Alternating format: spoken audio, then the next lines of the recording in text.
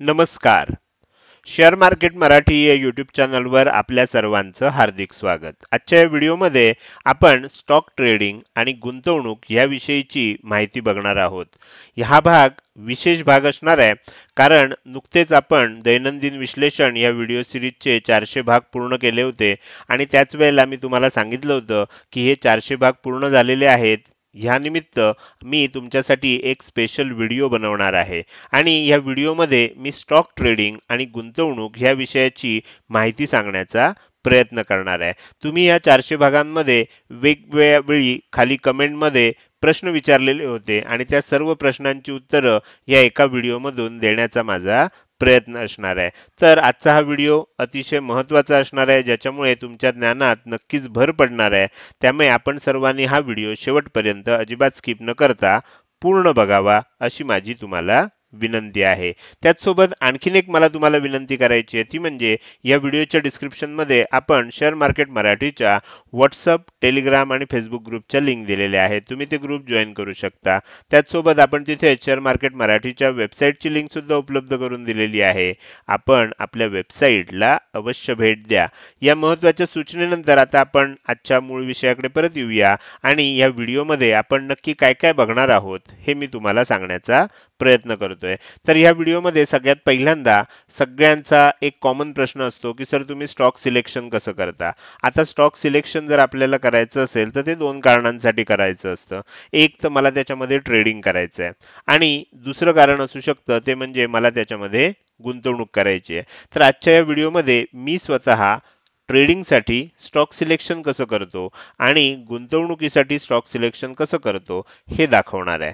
त्यानंतर आपला पुढचा प्रश्न असतो की एकदा आपल्याला स्टॉक सिलेक्शन केलं की मग पुढे काय करायचं, पुढे कशा पद्धतीनं आपल्याला त्यातनं ट्रेड घ्यायचा असेल किंवा निर्णय घ्यायचा असेल, विश्लेषण करायचं असेल, हे आपण कसं करतो.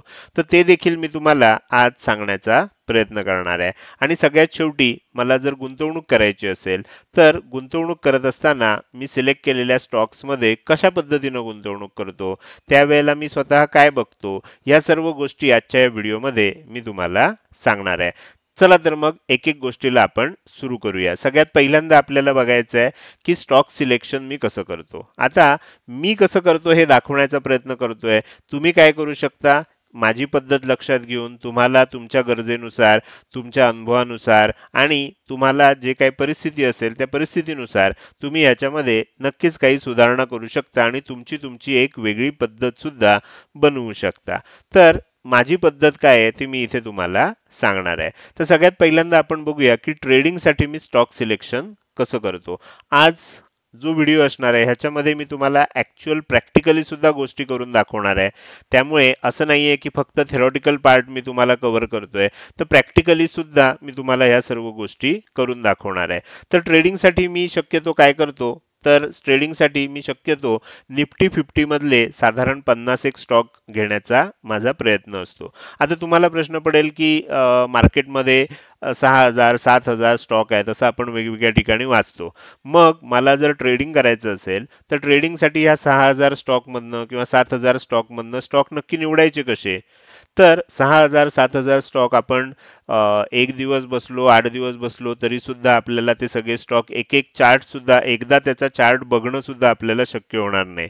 तर त्याचं विश्लेषण करणं, त्याच्यावर निर्णय घेणं हे तर अवघड होऊन जाईल. मग आपण काय करू शकतो, आपण साधारणपणे एक 30-40 स्टॉक एका दिवसामध्ये बघू शकतो सहजपणे त्याच्यामधलं, आणि त्यामध्ये सुद्धा मी फिल्टर करतो. त्यामुळे मी ह्याच्यामध्ये काय केलंय, माझी पद्धत एकदम सिंपल ठेवली आहे. मी निफ्टी 50 मधले जे स्टॉक्स आहेत, 50 स्टॉक आहेत, हे 50 स्टॉक आणि 2-4 स्टॉक मी त्याच्यामध्ये ज्याच्यामध्ये बऱ्यापैकी चांगलं व्हॉल्यूम असतो, ज्याच्यामध्ये आपल्याला खूप चांगलं म्हणजे मार्केटमध्ये ट्रेडिंग होत असतं. काही काही स्टॉक असतात ते निष्क्रिय असतात, म्हणजे काय त्याची किंमत हलत नसते. आपल्याला असे स्टॉक ट्रेडिंगसाठी घेऊन चालत नाहीत. आपल्याला असे स्टॉक लागतात की ज्याच्यामध्ये कंटिन्युअस मुवमेंट होतीये, कंटिन्युअस ट्रेडिंग होते, किंमत वर खाली होतीये, सातत्यानं किंमत हलतीये. असे स्टॉक म्हणजे ज्याच्यामध्ये आपण म्हणू शकतो की लिक्विडिटी जास्त आहे, असे स्टॉक आपल्याला लागतात. मग आपण वेगळं डोकं कशाला लावा, NSE न ते डोकं लावलेलंच आहे आणि त्यांनी 50 स्टॉक जे टॉपचे आहेत ते निवडलेले आहेत.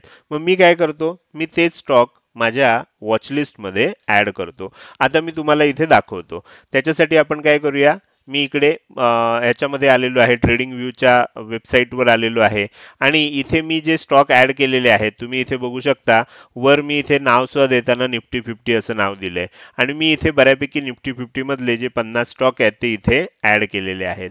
आता तुम्हाला प्रश्न पडेल की सर हे कसे काय, तुम्हाला ही यादी कुठनं मिळाली, निफ्टी 50 चे स्टॉक आम्ही कसे घेऊ शकतो?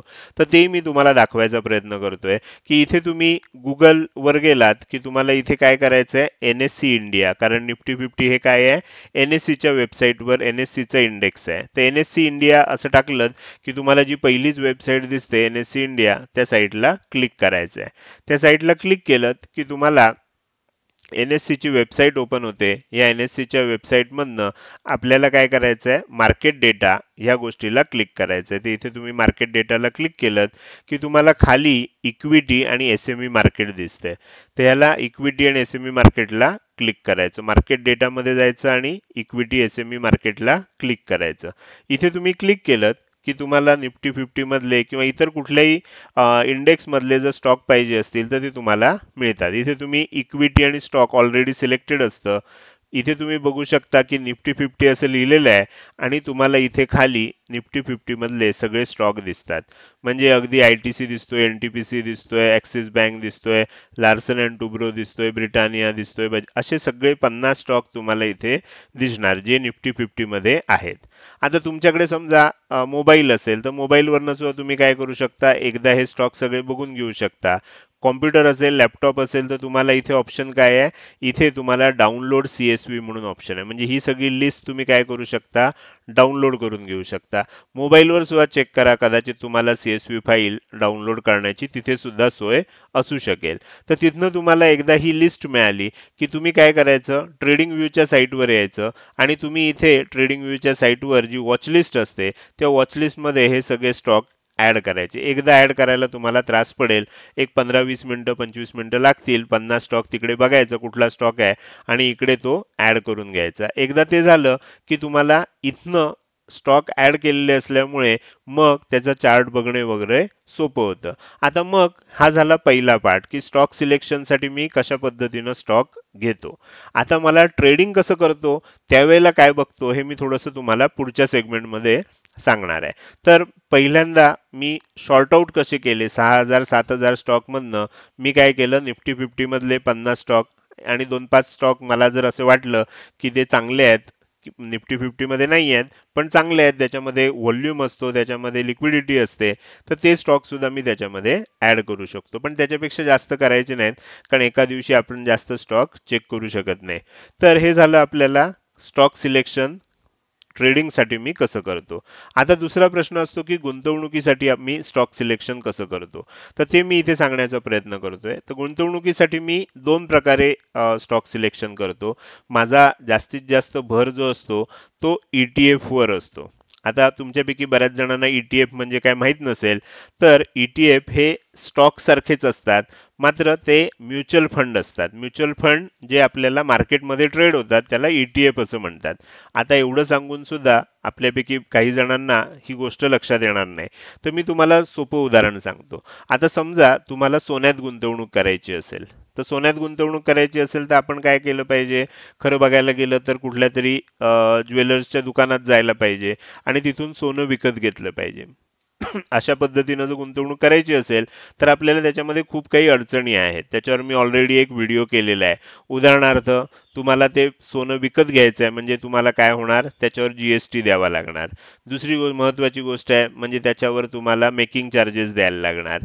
तिसरी गोष्ट अशी आहे की तुम्हाला जे फिजिकल गोल्ड मिळेल ते तुम्हाला घरी सांभाळून ठेवावं लागणार, वगैरे वगैरे बऱ्याच गोष्टी त्याच्यामध्ये असतात. तुम्हाला डिजिटली समजा गोल्ड घ्यायचं आहे म्हणजे तुम्हाला हे सगळे रिस्क घ्यायची नाहीये, तुम्हाला त्याच्यावर जीएसटी भरायचा नाहीये, मेकिंग चार्ज भरायचा नाहीये, पण तुम्हाला सोन्यामध्ये गुंतवणूक करून सोन्याचे जे रिटर्न्स मिळतात ते तुम्हाला इझिली घ्यायचे आहेत. तुमच्याकडे फिजिकल सोनं असेल तर तर तुम्हाला काय होतं, तुम्ही जेव्हा ती विकायला जाता त्यावेळेला तुम्हाला माहिती आहे की त्याच्यामध्ये घट धरली जाते. त्यावेळी तुम्हाला विकण्याचा रेट वेगळा असतो, खरेदी करण्याचा दर वेगळा असतो, बऱ्याच गोष्टी असतात. जीएसटी तुम्ही जी रक्कम भरलेली असते ती तुमची फुकट जाते, बऱ्याच गोष्टी तुमच्या मेकिंग चार्जेस फुकट जातात.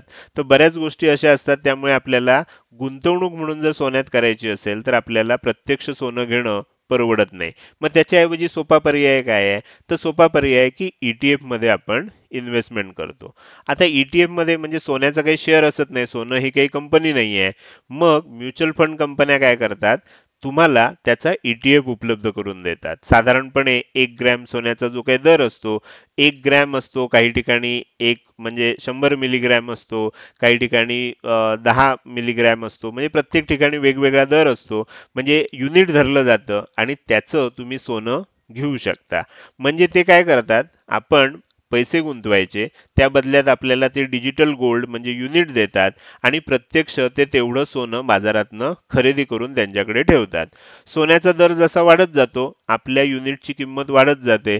बरं, आपल्याला काय होतं, ते सोनं विकायला कुठे जावं लागत नाही. जसं आपण शेअर विकतो डीमॅट अकाउंटमधनं, तसंच ते सोनं विकून टाकता येतं. आता असं हे झालं सोन्याचा एक ईटीएफ असतो. तसंच आता मी तुम्हाला निफ्टी 50 मध्ये दाखवलं. निफ्टी 50 मध्ये समजा 50 कंपन्या आहेत. तुम्हाला वाटलं अरे निफ्टी 50 तर दरवर्षी 17-18% चांगला रिटर्न देतो, मला निफ्टी 50 मध्ये गुंतवायचं आहे. तर तुम्हाला काय करावं लागेल, प्रत्येक निफ्टी 50 मधल्या 50 कंपन्या आहेत, प्रत्येक कंपनीचा एक एक शेअर विकत घ्यावा लागेल. ती किंमत तुम्ही मुद्दाम कधीतरी एकदा बेरीज करा. मी तुम्हाला मगाशी दाखवलं होतं, तिथे तुम्हाला त्याची किंमत सुद्धा बघायला मिळते. इथे जर तुम्ही गेलात तर तुम्हाला, मी आत्ताच ओपन केलं होतं ते दाखवतो. ओके, इथे ओपन केलं. आता समजा आयटीसी ची किंमत एका शेअरची 437 आहे, एनटीपीसी ची 262 आहे, ऍक्सिस बँकेची 1075 आहे. ह्या सगळ्याची जर तुम्ही बेरीज केली तर तुम्हाला लक्षात येईल की लाखो रुपये पाहिजेत आपल्याला एक एक शेअर प्रत्येकाचा घ्यायचा, तरी आपल्याला काही हजारात काही लाखात ती रक्कम जाणार आहे. मग एवढी सगळी रक्कम घालून आपण निफ्टी 50चं एक युनिट घेण्यापेक्षा आपल्याला इथे मार्केटमध्ये काय केलेलं आहे, मार्केटमध्ये आपल्याला निफ्टी 50चा ईटीएफ दिलेला आहे आणि तो सुद्धा काय केलाय, निफ्टी 50 समजा 20,000ला चाललाय तर तुम्हाला 200 रुपयामध्ये तो घेता येतोय. निफ्टी 50 मध्ये जेवढा फायदा होईल तेवढाच फायदा तुम्हाला इकडे पण होणार. जसं सोन्याचं आहे की आपल्याला 1 ग्रॅम किंवा 100 मिलीग्रॅम असं इतकं कमी युनिटमध्ये सोनं घेता येतं, तसं निफ्टी 50 सुद्धा आपल्याला तिकडे 20,000 चाललंय तर 200 रुपयात आपण विकत घेऊ शकतो आणि तितकेच रिटर्न आपल्याला मिळू शकतात. तर अशा प्रकारचे असतात, त्याला आपण ईटीएफ म्हणतो. तर मी जनरली कोणकोणते ईटीएफ हे करतो ते मी तुम्हाला घेऊन दाखवतो. तर इथे अपस्टॉक्स मध्ये गेल्यानंतर सगळ्यात चांगलं काय असतं आणि मी ते ईटीएफचा परफॉर्मन्स सुद्धा तुम्हाला दाखवतो. आपण इथे जाऊया, मी एक ईटीएफ म्हणून स्वतंत्र वॉचलिस्ट तयार केली आहे. आता तुम्हाला समजा सोन्यामध्ये गुंतवणूक करायची आहे तर गोल्ड ईटीएफ घ्यायचं आहे. तर इथे तुम्हाला मी आता हे लॅपटॉपवर ओपन केलंय, तुम्ही ॲपमधनं सुद्धा अपस्टॉक्सच्या ओपन करू शकता. तर इथे ओपन केल्यानंतर तुम्हाला वॉच लिस्टला ऍड करण्यासाठी विचारतोय. तिथे सिम्पल तुम्ही गोल्ड असं टाईप केलं की तुम्हाला पहिलाच ऑप्शन दिसतो बघा, गोल्ड बीज. तर हे गोल्ड बीज ऍड करायचं. तुम्हाला गोल्ड बीज ऍड केलं की इथे तुम्हाला दिसतं, शेअर जसे दिसतात तसं दिसतं. एनएससी मधलं घ्यायचं शक्यतो, म्हणजे तुम्हाला काय होतं, त्याला चांगली लिक्विडिटी असते. आता तुम्हाला एका गोल्ड बीजचा दर किती आहे, 53 रुपये 29 पैसे आहे. तुमच्या लक्षात येईल सोन्यामध्ये गुंतवणूक करायची आहे, 50 रुपयापासून आपण गुंतवणूक करू शकतो, 53 रुपयापासून करू शकतो. माझ्याकडे समजा 500 रुपये आहेत तर मला साधारण 8-9 युनिट मला यातलं येऊ शकतं. सोन्याच्या दरामध्ये जेवढी वाढ होईल तेवढीच माझ्या 500 रुपयाच्या ह्या गुंतवणुकीमध्ये होत जाणार. म्हणजे तुम्हाला इतकं सोपं आहे की कमीत कमी रकमेतनं सुद्धा तुम्ही सोन्यात गुंतवणूक करू शकता. तर हे झालं. आणि बरं इथल्या इथे करू शकता, म्हणजे तुम्हाला त्याच्यासाठी मार्केटमध्ये जायला नको. बरं ते सोनं खरं आहे, असली आहे, नकली आहे, 24 कॅरेट आहे, 22 कॅरेट आहे, अनेक प्रश्न असतात. ते प्रश्न तुम्हाला इथे येणार नाहीत. इथे तुम्हाला 24 कॅरेट सोन्याचाच भाव मिळणार आणि तो विकताना आणि खरेदी करताना एकसारखाच असणार. वेगवेगळ्या भावानं आपल्याला इथे खरेदी विक्री होत नाही. तर हे झालं सोन्यामध्ये गुंतवणूक. मला आता समजा निफ्टी 50 मध्ये गुंतवणूक करायची आहे. इथे टाईप करतो मी निफ्टी बीज, NIFT, NIFTY आणि त्याच्या पुढे बीज, BEES. तर इथे मी टाईप केल्यानंतर निफ्टी बीज NSC चं दिसतंय, BSC चं पण दिसतंय. मी NSC चं ऍड करतो. इथे तुमच्या लक्षात येईल की निफ्टी चाललाय साधारण 20,000च्या वर. इथे निफ्टी बीज किती चाललाय? 223 रुपयाला चाललाय. तुम्ही काय शेअर विकत घेतल्यासारखं निफ्टी बीज किती क्वांटिटी घ्यायची आहे? एक क्वांटिटी, दोन क्वांटिटी, इथे क्वांटिटी ऍड करायची. तुम्हाला अमाऊंट दिसते, दोन क्वांटिटी घेतली 447 रुपये. म्हणजे तुम्ही 200-250 रुपयात जरी तुमच्याकडे गुंतवणुकीसाठी असले तरी तुम्ही निफ्टीचं एक युनिट बाय करू शकता. त्यामुळे इन्व्हेस्टमेंट करायला सोपं जातं. आणि ह्याच्यामध्ये 50 कंपन्या आहेत. आपल्याला गुंतवणूक करताना असं म्हटलं जातं की डायव्हर्सिफिकेशन केलं पाहिजे. म्हणजे एकाच कंपनीमध्ये पैसे गुंतवण्यापेक्षा वेगवेगळ्या कंपन्यांमध्ये, एकाच प्रकारच्या कंपनीमध्ये गुंतवण्यापेक्षा वेगवेगळ्या प्रकारच्या कंपन्यांमध्ये. तर इथे डायव्हर्सिफिकेशन होतं. वेगवेगळ्या 50 कंपन्यांमध्ये गुंतवलं जातं. त्यामध्ये काही बँकिंग मधले असतात, काही IT मधले असतात, काही ऑटोमोबाईल मधले असतात, त्यानंतर काही इन्फ्रास्ट्रक्चर मधले असतात, त्यानंतर तुम्ही काही फार्मास्युटिकल मधले असतात. वेगवेगळ्या प्रकारच्या क्षेत्रातल्या कंपन्या, 50 कंपन्या, भारतातल्या टॉप कंपन्या, सगळ्या कंपन्यांचं मिळून एकत्रित इंडेक्स तुम्हाला 223 रुपयाला आता मिळतोय. तर अशा पद्धतीनं तुम्ही घेऊ शकता. आता तुम्हाला काही सरकारी चांगल्या कंपन्या पाहिजेत, त्याच्यामध्ये गुंतवणूक करायची. सगळ्यात आवडता माझा कुठला आहे असं जर तुम्ही ETF विचारलं तर तो आहे भारत बॉन्ड 22. आता त्याच्यासाठी ICICI बी, ICICI बी असं टाईप करायचं. ICICI बी टाईप केलं, ICICI बी टाईप केलं की तुम्हाला इथे ICICI B22 असा तुम्हाला तो बॉन्ड दिसतो. ICICI टाईप करायचं नाही शेवटचं, ICICB असं टाईप केलं की तुम्हाला इथे ICICI B22 असा बॉन्ड दिसतो. मी इथे तुम्हाला टाईप करून दाखवतो. तर इथे तो येत नाहीये, पण खाली इथे दिसतोय बघा, मी तो ऍड करतो, ICICI B22. आता हा काय आहे, ह्याच्यामध्ये 22 वेगवेगळ्या कंपन्या आहेत, बऱ्याचशा सरकारी कंपन्या आहेत. आणि तुम्हाला मी याचा परफॉर्मन्स सुद्धा दाखवतो. 81 रुपये आता किंमत चालली आहे. मी स्वतः 2020 मध्ये जेव्हा आपण व्हिडिओ करायचो त्यावेळेला सुद्धा मी सांगितलंय की ह्याच्यामध्ये मी गुंतवणूक करतोय, त्यावेळेला 25 रुपयाच्या आसपास होता. आता तो तिप्पट झालेला आहे. 25 रुपयाला होता म्हणजे कुठलाही चांगला शेअर इतक्या कमी किमतीला तुम्हाला मिळत नाही. तर एवढ्या चांगल्या किमतीला होता. 20-25 रुपयापासून मी स्वतः त्याच्यामध्ये गुंतवणूक करतोय. आणि 2020 मध्ये साधारण एंडच्या आसपास माझे जे व्हिडिओ आहेत त्यामध्ये मी सांगायचो हे चांगले चांगले ETF आहेत. आत्ता जे कोणी घेतील पुढच्या 2-3 वर्षात ते आनंदानं नाचायला लागतील, अशी माझी वाक्य आहेत. जुने व्हिडिओ आहेत, तुम्ही काढून बघू शकता. तो आता जवळजवळ तिप्पट गेलेला आहे. मी तुम्हाला याचे परफॉर्मन्स सुद्धा दाखवतो. तर मुळात मला जे वेगवेगळे लागतात, आता समजा मला परदेशी कंपन्यांमध्ये गुंतवायचे, हे झालं भारतीय कंपन्या. निफ्टी 50 भारतीय कंपनी झाली. गोल्ड म्हणजे वेगळं ॲसेट झालं. भारत बॉन्ड 22 म्हणजे 22 सरकारी कंपन्या आणि चांगल्या कंपन्या, सरकारी जसं नाही, चांगल्या पण त्याच्यामध्ये आहेत, प्रायव्हेट सेक्टर मधल्या काही कंपन्या आहेत. तर अशा 22 चांगल्या कंपन्यांमधलं मला गुंतवायचं असेल तर ICICI B22 झालं. मी ह्या सगळ्यामध्ये पैसे गुंतवतो. मला आता समजा असं वाटलं की अरे हे तर झालं भारतीय कंपन्या, मला अमेरिकेतल्या चांगल्या कंपन्यांमध्ये गुंतवायचं आहे. आपल्याला आयफोनचं वेड असतं, तर मला ॲपलच्या कंपनीमध्ये पैसे गुंतवायचे आहेत. मला मोठ्या मोठ्या गाड्यांचं वेड असतं, तर मला समजा आता एखादी चांगली गाडी टेस्ला आहे तर त्याच्या कंपनीमध्ये पैसे गुंतवायचे आहेत. मला असे वेगवेगळ्या, म्हणजे आता मी समजा ह्याच्यावर विंडोजचं सॉफ्टवेअर वापरतोय तर मला मायक्रोसॉफ्ट या कंपनीमध्ये पैसे गुंतवायचे आहेत. बाकीचं सोडा, आपण रोज जे वापरतो कुठलीही माहिती शोधण्यासाठी गुगलची जी पेरेंट कंपनी आहे त्याचं नाव आहे अल्फाबेट्स, मला अल्फाबेट्समध्ये पैसे गुंतवायचे आहेत. मग आता तुम्हाला भारतात राहून अमेरिकन कंपन्यांमध्ये पैसे पैसे गुंतवता येतील, तर त्याच्यासाठी सुद्धा एक ETF आहे. जसं भारतामध्ये निफ्टी 50 आहे, अमेरिकेमध्ये नॅसडॅक 100 म्हणून एक इंडेक्स आहे. तर तो सुद्धा ETF मी अनेक वर्ष सांगतोय आणि त्याच्यामध्ये सुद्धा खूप चांगले रिटर्न तुम्हाला MON 100. तर MON मध्ये MO म्हणजे मोतीलाल ओसवाल ह्या म्युच्युअल फंड हाऊसनं हे दिलेलं आहे आपल्याला. त्यामुळे MON मधलं MO म्हणजे मोतीलाल ओसवाल आहे. N म्हणजे नॅसडॅक आहे. आपल्याकडे जसं निफ्टी म्हणतात, निफ्टी 50 म्हणतात, तसं त्यांच्याकडे नॅसडॅक 100 आहे. 100 शेअर्स. आत्ता जसं सांगितलं, गुगल असेल, मायक्रोसॉफ्ट असेल, त्यानंतर वेगवेगळ्या कंपन्या असतात, फेसबुक असेल, ट्विटर असेल, ह्या सगळ्या ज्या मोठ्या मोठ्या कंपन्या आहेत, ह्या सगळ्या 100 टेक्नॉलॉजिकल ज्या कंपन्या आहेत त्या सगळ्या कंपन्यांचं मिळून त्या तो नॅसडॅक 100 होतो. तर त्याच्यामध्ये आपल्याला पैसे गुंतवता येतात. तर ते MON 100 घ्या. आता तुम्ही म्हणाल त्याच्यामध्ये गुंतवायचे तर आपल्याला डॉलरमध्ये पैसे लागतात का? तर नाही. आणि आपल्याला माहिती आहे $1 म्हणजे 82-83 रुपयाला चाललाय. तर इथे तुम्ही जर बघितलं तर तुम्हाला लक्षात येईल त्याची किंमत आता किती आहे? 129 रुपये. म्हणजे 129 रुपयात एवढ्या मोठ्या मोठ्या कंपन्यांचं तुम्ही शेअर होल्डर होता. तुम्हाला त्याच्यानुसार त्याचे जे काही वाढ असते ती तुम्हाला मिळत राहते. आणि अशा पद्धतीनं मी हे जे 4 ETF आहेत, ह्या 4 ETF मध्ये पैसे गुंतवतो. मला जास्त रिसर्च करायला लागत नाही.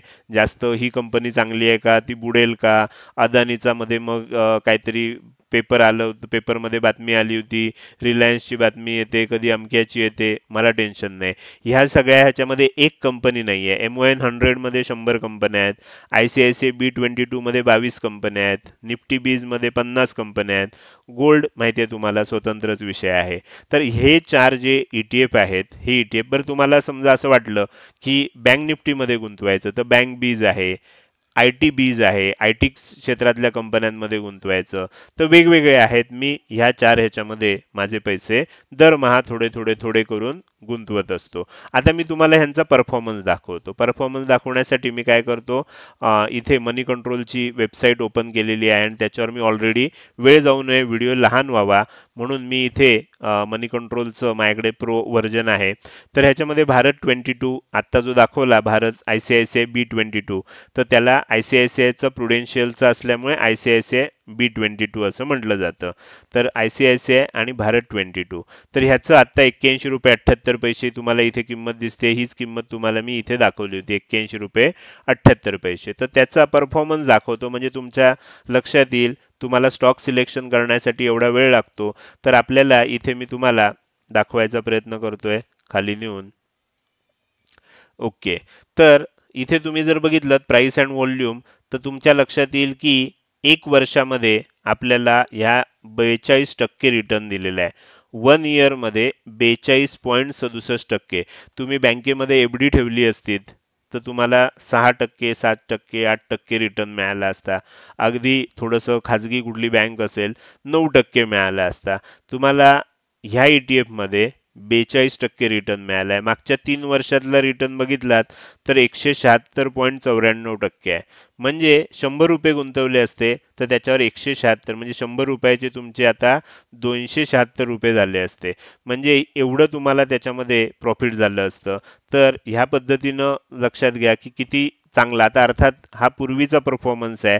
एका आठवड्याचा तुम्ही बघितलं तर 4.60% आहे. एका महिन्याचं बघितलं तर 11.22% म्हणजे वर्षभरात बँकेत ठेवून जेवढे पैसे मिळतात तुम्ही नोव्हेंबर महिन्यात ह्या ETF मध्ये ठेवले असतात तरी तुम्हाला 11% रिटर्न मिळाला असता. अर्थात हाच रिटर्न पुढच्या महिन्यात मिळेल असं सांगता येत नाही. मार्केटचा परफॉर्मन्स वर खाली होतो त्यानुसार हे वर खाली होतं. पण तुम्ही एक बघू शकता आठवड्याला 4% मिळालेत, मागच्या महिन्याला 11% मिळालाय, 3 महिन्यामध्ये 14 बघा इथे 11 मिळालाय, 3 महिन्यात 14% आहे. मात्र वर्षाचं बघायला गेलं तर 43% आहे. 3 वर्षाचं बघायला गेलं तर 146% आहे. किंमत किती आहे? 80 रुपये. पण कुणी आपण सहज गुंतवणूक करू शकतो. काही जण म्हणतात सर गुंतवणूक करायला आमच्याकडे पैसेच नाहीत.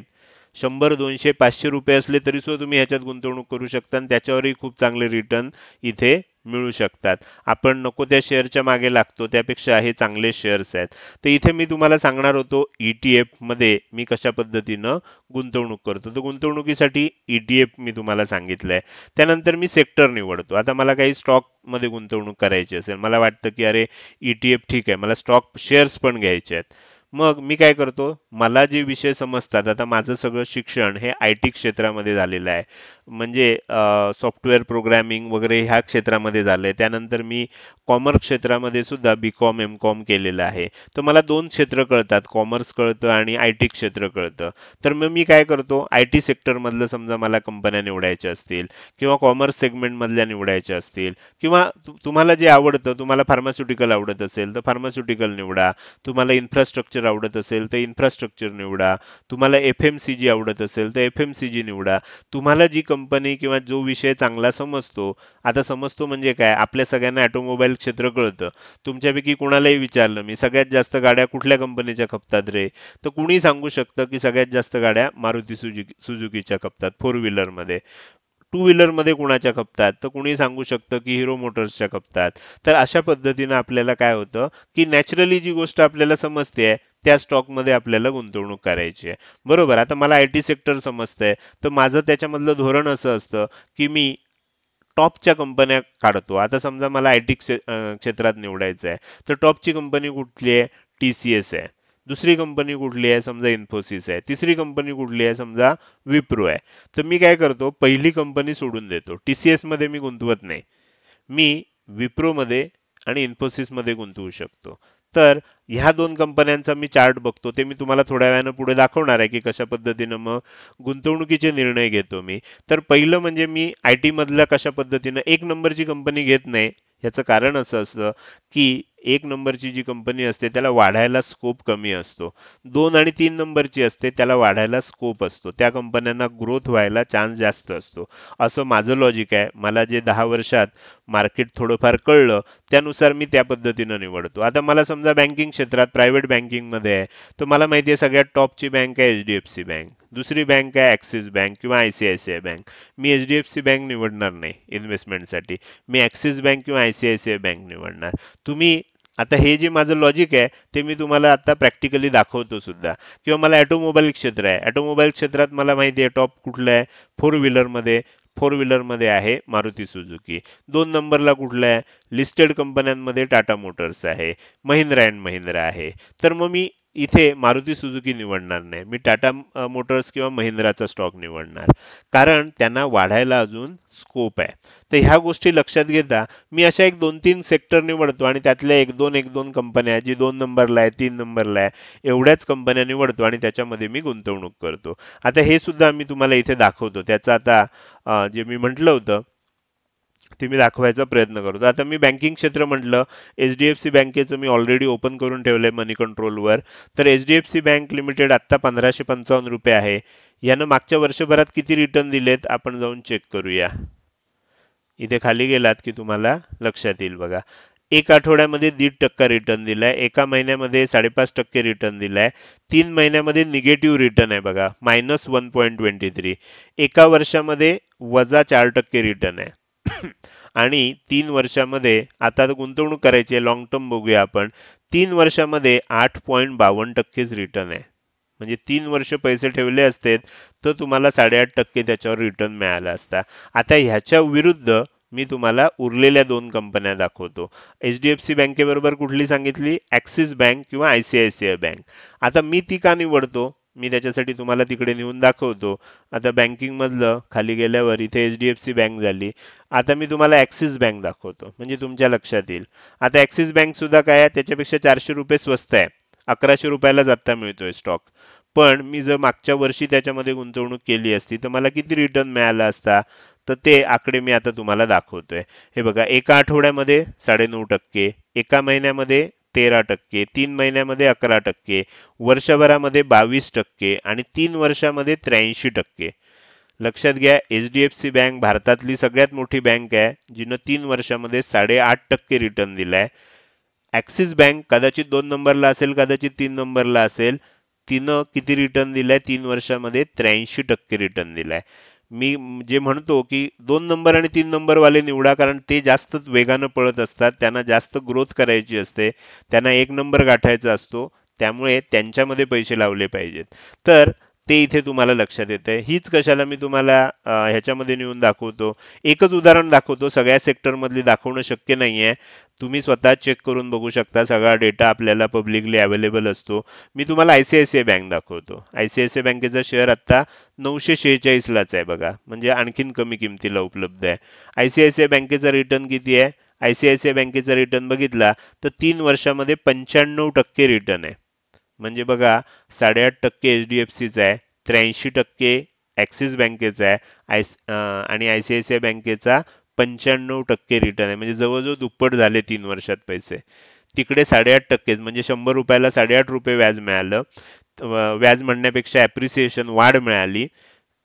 ॲक्सिस मध्ये गुंतवले असते तर ₹100ला ₹83ची वाढ झाली असती आणि इथे ₹100ला 95 रुपयाची वाढ झाली असती 3 वर्षामध्ये. तुम्हाला मला काय म्हणायचं आहे लक्षात आलं असेल. तुम्ही असंच TCS, इन्फोसिस, विप्रो ह्याचं चेक करू शकता. असं तुम्ही चेक करून तुमचं स्वतःचा स्टडी करून मग गुंतवणुकीसाठी शेअर निवडू शकता. खूप जास्त निवडू नका, 2-3 सेगमेंट निवडा. मी स्वतः सुद्धा IT, बँकिंग आणि ऑटोमोबाईल असे 3च सेक्टर निवडलेत, कारण त्या तिन्ही सेक्टरला मला कळतं थोडंसं. मला मार्केटमध्ये सहज लक्ष टाकलं तर समजतं. या 3 सेक्टरचं आपल्याला मी त्याच्यामध्ये गुंतवणूक करतो. स्टॉक सिलेक्शन कसं करायचं असतं माझ्या मते तुम्हाला लक्षात आलं असेल. आता ट्रेडिंग कसं करायचं ते मी तुम्हाला इथे दाखवतो. ट्रेडिंगसाठी मी काय करतो, मी तुम्हाला इथे दाखवलंच आहे आता की 100 स्टॉक मी इथे घेतलेले आहेत. मग त्याच्यामध्ये मी काय करतो, मार्केट आता निफ्टी काय आहे, निफ्टी समजा तेजीमध्ये असेल तर मी त्याच्यामध्ये काय विचार करतो की तेजीमधले स्टॉक मला आता काढायचे आहेत. मी तुम्हाला इथे दाखवतोय. ह्याच्यामध्ये तुम्ही बघू शकता की इथे मी निफ्टी 50चे स्टॉक घेतलेत. मला मंदी काढायची असेल तर मंदीमधले इथे मी पर्सेंट चेंजला क्लिक केलं. ह्या मी काढलेल्या लिस्ट मधले सगळ्यात जास्त पडलेला स्टॉक कुठला आहे तर अशोक लेलँड आहे. त्याच्यानंतर कुठला आहे, त्याच्यानंतर आहे मुथूट फायनान्स. मला काय झालं, सगळ्यात जास्त पडलेले स्टॉक दिसत आहेत. मला सगळ्यात जास्त तेजी करणारे स्टॉक बघायचे आहेत. मी इथे क्लिक केलं, मला दिसतंय 9% बघा. PFCचा स्टॉक आहे 9% दिसतोय. RECचा स्टॉक आहे 7.25% दिसतोय. झीलचा स्टॉक आहे 5.25% दिसतोय. एका दिवसात तेजी केलेले स्टॉक आहेत. मग मी काय करतो, ह्या पहिल्या 10 मधला मी निवडणार आहे स्टॉक आज उद्या ट्रेडिंगसाठी. आज हे सगळे चांगले परफॉर्म केलेत, याच्यामध्ये कुठे ब्रेकआउट येतोय का मी चेक करणार. त्यात मी हे बघणार की अरे हा स्टॉक मला 300चाच आहे, हा REC 300चाच आहे, झील 266चा आहे, कॅन्फिन होम 813चाच आहे. मग मला ह्यातला कुठला स्टॉक घ्यायचा आहे. समजा मी PFC बघितला, PFC इथे ओपन आहे. PFC मध्ये ऑलरेडी खूप तेजी झालेली आहे, हा स्टॉक नको. REC मध्ये बघूया. REC मध्ये सुद्धा आता ब्रेकआउट आत्ताच झालाय. मी आता हे काढून टाकतो म्हणजे तुम्हाला इथे दिसेल. REC मध्ये बघा ब्रेकआउट झाला त्यावेळेला मी घेतला असता स्टॉक तर चालला असता. इथे ब्रेकआउट झालेला आहे बघा. ही जी स्टॉक आहे म्हणजे ही तेजी झाली, खाली आला, एन शेप बनवून वर चाललाय. मला इथे ब्रेकआउटला घेतला असता म्हणजे तो मी शुक्रवारी घेतला असता तर मला फायदेशीर होता. आत्ता फायदेशीर नाहीये, त्याच्यात ब्रेकआउट होऊन गेलाय. झीलचा स्टॉक बघूया. असं करत करत मी एक पहिल्या 10 स्टॉक मध्ये शोधतो. आणि आता झीलचा स्टॉक आहे समजा, तर ह्याच्यामध्ये सुद्धा मी तुम्हाला दाखवतो. कदाचित मी झीलचा स्टॉक निवडण्याचा प्रयत्न करेन, कारण ह्याच्यामध्ये मला काय दिसतंय, ह्याच्यामध्ये मला दिसतंय की अशी एक ट्रेंड लाईन तयार होतीये बरोबर. आणि ही ट्रेंड लाईन ब्रेकआउटला हा स्टॉक आलेला आहे. मी प्रॉपर ट्रेंड लाईन काढून सुद्धा दाखवू शकतो तुम्हाला. इथे बघा मी एक प्रॉपर ट्रेंड लाईन दाखवतो. ही आहे बघा, ही प्रॉपर ट्रेंड लाईन आहे. मी हा स्टॉक निवडणार. समजा ही लाईन मला ब्रेक होतीये आणि मला आतापर्यंत बघा 1, 2, 3, मला 3 ठिकाणी रिजेक्शन आलंय. चौथ्या वेळेला मला ब्रेकआउट मिळण्याची शक्यता जास्त आहे. मी हा स्टॉक निवडणार. झीलवर मी लक्ष ठेवणार. मला ह्या किमतीच्या वर जातोय असं दिसायला लागलं तर आपल्याला माहिती आहे ब्रेकआउट कसा येतो, वर जातो, खाली लेवल टेस्ट करायला येतो आणि परत वर जातो. असं झालं तर ब्रेकआउट आहे. तर असा स्टॉक मी निवडणार. मी निवडला, एक स्टॉक मिळाला. 3-4 स्टॉक मला काढायचे आहेत. पहिला स्टॉक मिळाला. दुसरा स्टॉक मी काय करणार, कॅन्फिन होम बघतोय. कॅन्फिन होम मधनं आत्ताच ब्रेकआउट मिळालाय. ह्याच्यामध्ये सुद्धा जर परत हा उद्या किंवा परवा असा खाली येत असेल आणि परत वर जात असेल तर मी हा स्टॉक सुद्धा निवडणार, कॅन्फिन होम. तर अशा पद्धतीनं मी ह्याच्यामध्ये स्टॉक निवडतो. म्हणजे जे स्टॉक मार्केट तेजीमध्ये आहे तर ब्रेकआउटचे स्टॉक वरच्या दिशेनं शोधतो. मार्केट मंदीमध्ये असेल तर मी काय करणार, खाली जाणारा स्टॉक शोधणार. आता समजा अशोक लेलँड बघूया. अशोक लेलँड मध्ये मला काय दिसतंय, अरे इथनं वर जात होता, एकदम प्रॉफिट बुकिंग आलंय. मग मी इथे काय लावणार, इथे फिब रिट्रेसमेंट लेवल लावणार. 50%च्या जवळ आहे का बघणार. वर असेल किंवा 50% ब्रेक होऊन खाली जात असेल तो स्टॉक मी निवडणार. अशा पद्धतीनं मी स्टॉक निवडतो. आता अशोक लेलँड नंतर समजा आता मला इथे बघितलं तर 1400, मला 1000च्या खालचा स्टॉक लागतो.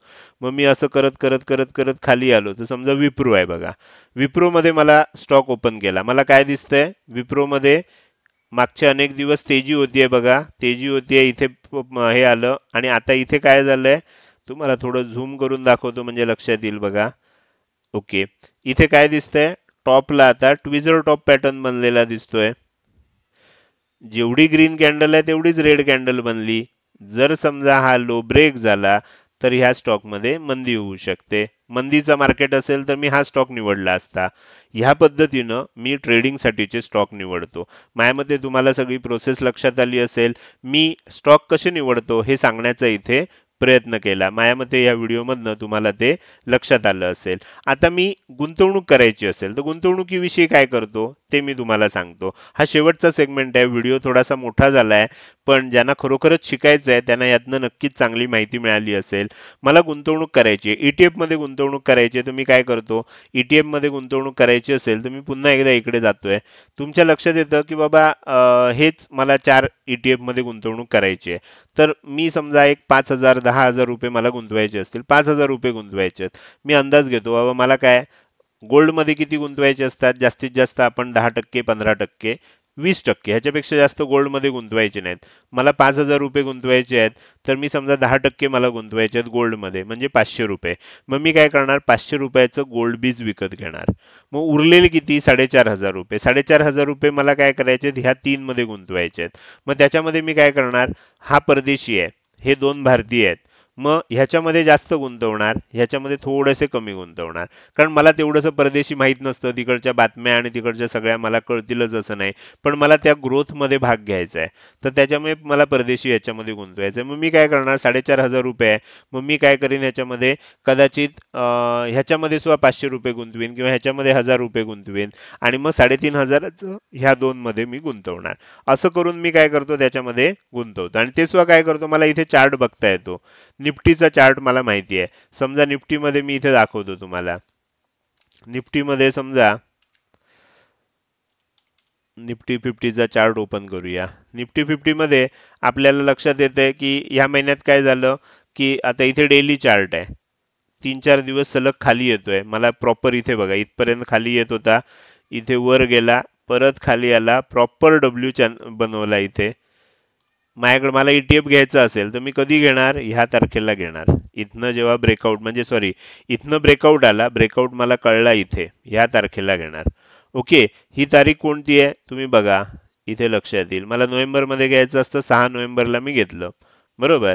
कारण मला इथे डब्ल्यू पॅटर्न मिळाला, तुम्हाला लक्षात येईल मोठी ग्रोथ मिळाली.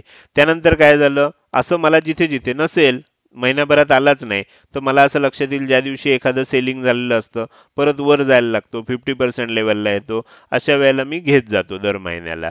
तर ह्या पद्धतीनं घ्यायचं. स्टॉक असेल, आता मला समजा मी टाटा मोटर्समध्ये पैसे गुंतवतो समजा, तर टाटा मोटर्स माझ्याकडे अगदी मी तुम्हाला सांगितलेलं आहे 193 रुपये वगैरे ॲव्हरेज असताना, म्हणजे तेव्हापासून मी गुंतवतोय. आता इथे बघा, मला टाटा मोटर्समध्ये गुंतवायचे आहेत पैसे, तर मी काय करणार, इथे लक्षात आलं मला ही रेजिस्टन्स लेवल आहे, तर इथनं वर जाईल तेव्हा गुंतवणार. पण आता इथून इतका खाली पण आलाय, इथे 3-4 दिवस झाल्यानंतर काय झालं, इथे परत खाली आला आणि इथे लक्षात यायला लागलं हळूहळू वर जायला लागला.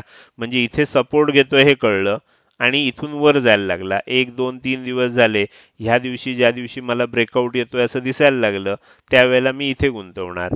किंवा इथून वर जातोय, ह्याचा हाय ब्रेक होतोय, तिथे मी गुंतवणार. अशा पद्धतीनं मी काय करतो, त्याच्यामध्ये सुद्धा मला जिथे जिथे लक्षात, बरं काहीच लक्षात आलं नाही, तर 1-2 दिवशी जेव्हा तो त्या खाली आलेला असतो, 2 दिवस खाली आलाय, समजा मला आता डिसेंबरसाठी गुंतवायचं, मला काय कळत नाहीये, 2 दिवस खाली आला, मी इथे गुंतवून टाकणार. मग आणखीन खाली जाऊ दे, काय करू दे, मला माहिती आहे हा स्टॉक मला 3 वर्ष 5 वर्षासाठी होल्ड करायचा आहे, जास्त विचार करण्याची गरज नाहीये.